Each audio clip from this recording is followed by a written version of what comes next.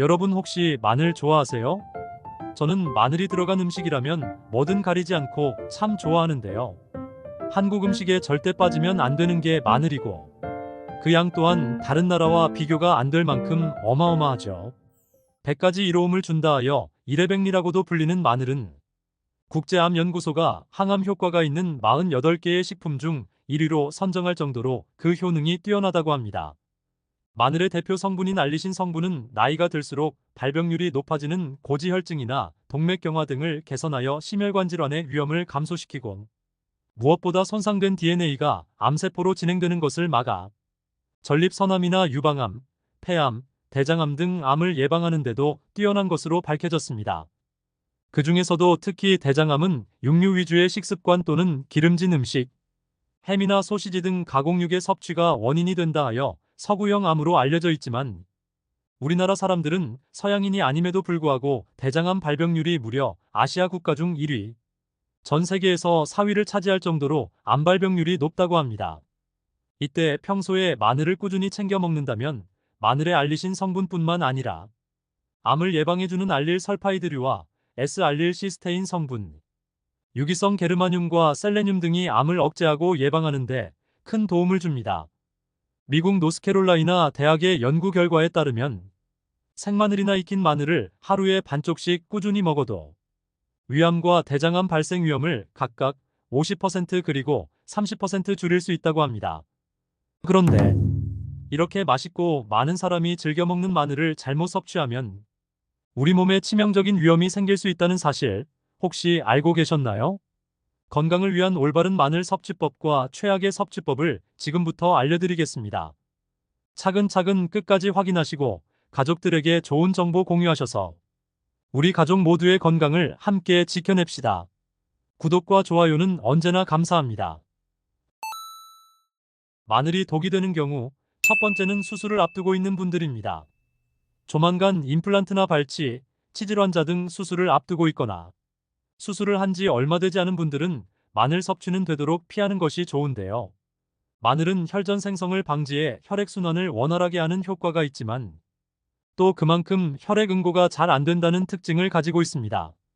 국제마취학회에서 발표한 한 사례 중에는 매일 마늘 12g을 먹은 환자의 척추를 수술하던 중 과다출혈이 발생했다는 보고가 있으며, 마늘 성분이 함유된 식이보충제를 복용한 환자의 수술 부위 주변으로 진물과 멍이 번진 사례도 있다고 합니다. 이 때문에 전문가들은 적어도 수술 일주일 전부터는 마늘 섭취를 중단하길 권장하고 있는데요. 또한 마늘 진액이나 마늘환 등 건강 보조식품의 형태로 장기간 섭취한 경우에도 의사에게 미리 알리는 게 좋다고 조언하고 있습니다. 마늘이 독이 되는 경우 두 번째는 항응고제 그리고 항혈소판제를 드시는 분들입니다. 복용하고 있는 약 중에 항응고제나 항혈소판제를 처방받은 분들은 마늘 섭취에 반드시 주의하셔야 합니다. 스텐스 시술이나 판막 수술 부정 정맥 환자들은 심장 박동이 불규칙해져 혈전이 생기기 쉽기 때문에 이를 방지하기 위해서 항응고제나 아스피린을 처방받는 경우가 많은데요. 여기에 더해 마늘이 혈전을 예방하고 혈행을 좋게 한다고 해서 무턱대고 많이 드시는 분들이 계십니다. 마늘 역시도 혈전을 줄이고 혈소판 응집을 방해하는 특징이 있어서 앞서 말씀드린 약과 함께 복용할 경우 혈액이 너무 묽어져 멍이 잘 들고 출혈의 가능성이 높아지며 피가 한 번 나면 잘 멈추지 않는 등의 부작용이 나타날 수 있습니다. 따라서 이런 약을 복용하면서 마늘이나 마늘이 들어간 건강보조식품을 장기간 섭취하고 있다면 꼭 정기적으로 혈액 검사가 필요하고, 경우에 따라서는 약의 용량 변경이 필요한 경우가 있을 수 있으므로 주치의와 꼭 상의하시기 바랍니다. 마늘이 독이 되는 경우 세 번째는 마늘에 곰팡이가 폈을 때입니다. 가끔 마늘을 잘못 보관하다 보면 상처가 나고 곰팡이가 핀 것을 볼 수 있는데요. 몇몇 분들은 마늘에 핀 곰팡이를 대수롭지 않게 여기고 그 부분만 도려내서 드시는 분들이 계신데, 이러한 행위는 몸에 매우 심각한 부작용을 일으킬 수 있습니다. 마늘에 핀 곰팡이에는 아플라톡신이라는 아주 강력한 독성이 들어있는데요.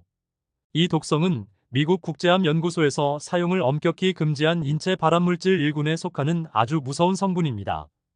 이것이 우리 몸속으로 들어올 경우 간세포를 빠른 속도로 파괴하고 간암은 물론이고 신체 전역으로 퍼져 우리 몸에 각종 암을 유발하게 되는데요. 이 독성은 물에 끓이거나 익혀도 사라지지 않으며 썩은 부위만 도려낸다 하더라도 눈에 보이지 않을 뿐 이미 마늘 곳곳에 독성이 퍼져 있기 때문에 아깝다고 생각하지 마시고 미련 없이 과감히 버리는 것이 좋습니다. 마늘이 독이 되는 경우 네 번째는 위가 약하신 분들입니다. 마늘에 함유된 매운맛을 내는 알리신 성분은 강력한 살균 및 항산화 효과와 더불어 위암을 유발하는 헬리코박터균까지 억제하는 효과가 있지만 마늘을 필요 이상으로 과도하게 섭취할 경우 위벽을 자극하여 속쓰림 같은 위통을 유발하기도 합니다. 특히 위가 안 좋으신 분들은 위암이나 위경련, 위점막 출혈 또는 위궤양 증상을 더욱 악화시키거나 새로운 궤양을 유발할 수 있기 때문에 이러한 분들은 생으로 섭취하는 것보다는 익혀서 드시는 것이 좋습니다. 그렇다면 이와 반대로 마늘을 건강하게 섭취하기 위해서는 어떤 방법이 효과적일까요? 마늘을 효과적으로 먹는 방법 첫 번째는 마늘을 으깨서 먹는 것입니다. 마늘을 다지거나 으깨면 마늘에 함유되어 있던 알리나제라는 효소와 알린이라는 성분이 생화학 반응을 일으켜 알리신을 만들어냅니다. 이때 으깬 마늘을 바로 조리하지 말고 10분간 두었다가 조리하면 그 효능이 더욱 높아지는데요.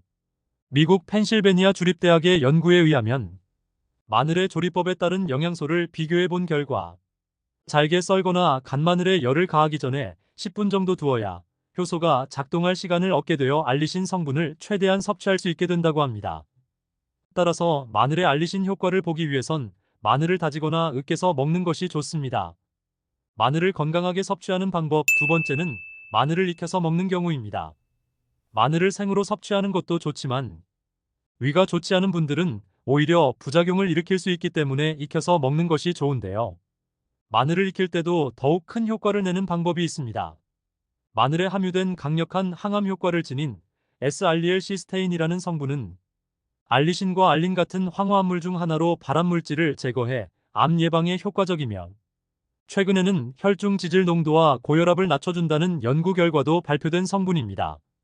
여기서 주목해야 할 것은 S알리엘시스테인은 생마늘보다 마늘을 익혔을 때 더욱 많이 생성된다는 것인데요. 국립농업과학원 연구팀에서 마늘의 조리법에 따라 S알리엘시스테인 함량이 어떻게 변화하는지 실험했는데 생마늘 100g을 끓는 물에 1분, 3분, 5분간 데치고 끓는 물에 15분, 30분, 60분간 삶고 전자레인지로 1분, 2분, 3분간 익힌 후 S알리엘시스테인의 함량을 비교했습니다. 그 결과 S알리엘시스테인이 제일 많았을 때는 끓는 물에 60분간 삶았을 때이며 이는 생마늘의 4배에 달하는 수치입니다. 그 다음으로는 30분 삶았을 때, 15분 삶았을 때인 것으로 나타났습니다. 반면에 데치거나 전자레인지로 돌렸을 때는 S알리엘시스테인 성분이 줄거나 거의 변화가 없었으며 오히려 2분간 데쳤을 땐 S알리엘시스테인 성분이 감소하는 것으로 나타났습니다. 이처럼 마늘은 어떻게 익히느냐에 따라 몸에 좋은 성분 함량이 달라지기 때문에 구이나 찌개 또는 반찬을 만들 땐 처음부터 마늘을 넣는 것이 S알리엘시스테인 성분을 좀 더 많이 먹을 수 있는 방법이 되겠습니다. 마늘을 건강하게 섭취하는 방법 세 번째는 꿀과 함께 먹는 것입니다. 꿀에는 설탕에서 얻을 수 없는 비타민 B1 바로 티아민이라고 불리는 에너지 비타민이 풍부한데요. 꿀 속에 있는 이 티아민 성분은 마늘의 매운맛을 내는 알리신 성분과 만나면 흡수율이 무려 20배가량 더 높은 알리타아민이라는 성분으로 바뀌게 됩니다. 이렇게 마늘과 꿀이 만나면 마늘의 자극적인 맛과 향이 감소하면서도 꿀의 달콤한 맛이 더해지고 피로회복과 기력 보충 등의 효과는 크게 상승하여 건강에 좋은 영향을 주게 됩니다. 이렇게 이래백리라 할 만큼 장점이 많은 마늘의 딱 하나의 단점을 꼽으라면 바로 입냄새를 빼놓을 수 없을 텐데요. 마늘을 먹으면 입안에서만 맴도는 게 아니라 위 속에서 소화가 된 마늘 냄새도 다시 위로 올라오기 때문에 양치를 하거나 입안을 물로 헹구더라도 냄새가 쉽게 사라지지 않습니다. 미국 오하이오 주립대학 연구팀의 연구 결과에 의하면 사과나 상추를 먹으면 사과나 상추에 함유된 효소가 마늘 냄새를 일으키는 휘발 성분을 상쇄시켜 구취를 감소시키는데 효과적이라고 합니다. 그러나 생사과가 아닌 사과 주스를 마셨을 땐 마늘의 휘발 성분을 줄이지 못한 것으로 나타났습니다. 따라서 마늘을 먹은 뒤 입냄새가 걱정이시라면 사과나 상추를 드셔보시기 바랍니다. 오늘은 마늘의 올바른 섭취법에 대해 알아봤습니다. 정보가 도움되셨다면 주변의 소중한 분들에게 영상을 공유해주세요. 구독과 좋아요도 부탁드릴게요.